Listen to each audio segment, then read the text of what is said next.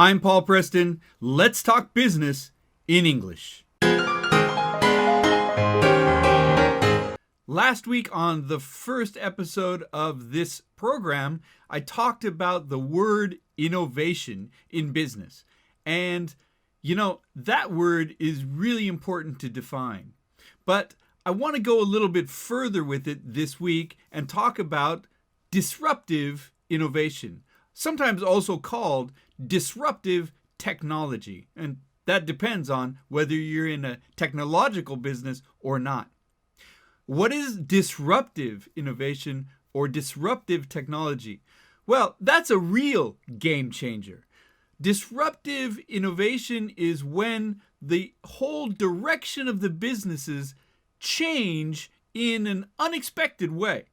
Something that really moves the needle, so to speak, in the whole business. In other words, when something actually changes the way people think about how they do business or how they do the thing that they're trying to do, that's called disruptive innovation. The best way to understand this idea is with a story about a company called Seagate many, many years ago. And maybe if you're in the technology business, you've heard of the company Seagate because they still exist. And they make disk drives, hard drives for computers. But many years ago, probably in the 1980s, there was a need for more and more storage. The thing that was holding back the computing industry was the lack of storage that was available. And in those days, storage was very, very small and in very short supply. And we had things called floppy disks. Maybe some of you remember the days of floppy disks. Floppy disks were large. Some of them were 5 inches or 8 inches or 10 inches. But even though they were large, they didn't hold that much material. And you would stick them into a floppy drive and you'd read the material off of that disk, and that would be what you would work with on your computer. This is the days before Windows and before there was a huge need for a very, very large amount of storage, but people already knew they needed more. They needed more. So they demanded more storage all the time. More storage, more storage. Well, IBM was the dominant company for computers in that time. And they tried to answer that need by making bigger and bigger floppies. And of course, researching ways that they could improve the disk technology as well. So they did create larger drives with more power. Maybe they were able to fit more on a drive, but they didn't really change the basic concept of what people were trying to do with their disk drive. So people were buying the larger and larger drives, and it was working out okay, but then a little company called Seagate popped up. And Seagate, somehow they went against the common sense of the situation.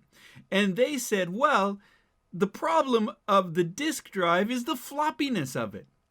And if we make a more stable, more sturdy disk drive, then, and maybe it's more small and convenient, or smaller and convenient, to make sure I use good English on my English show.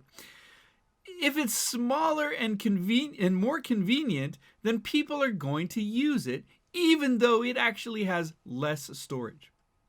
So Seagate introduced a disk that was a hard case disk. It had a hard plastic case and it was small. It was only 3.5 inches. And that disk became absolutely the industry standard. Everybody moved to that disk because it was convenient. It was small. It was easy to handle. It held less information than those giant floppy disks that IBM was creating, but it was easy to manage and it was more secure. So Seagate solved the problem that the consumer was having in a way that even the consumer couldn't really predict. But after they did that, the whole concept of computing and storage absolutely changed. The direction of the business changed because of that decision. And that's a great example of disruptive technology.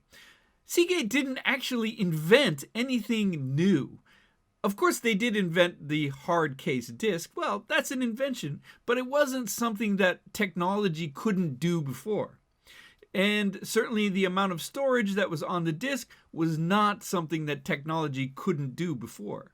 So they harnessed their ideas and the needs of the consumer. They reinterpreted those ideas and those needs, and they produced something other than what the consumer expected, but that solved the consumer's needs. So that is how disruptive technology can work. I think that's a really great example, one of my favorite examples of disruptive technology.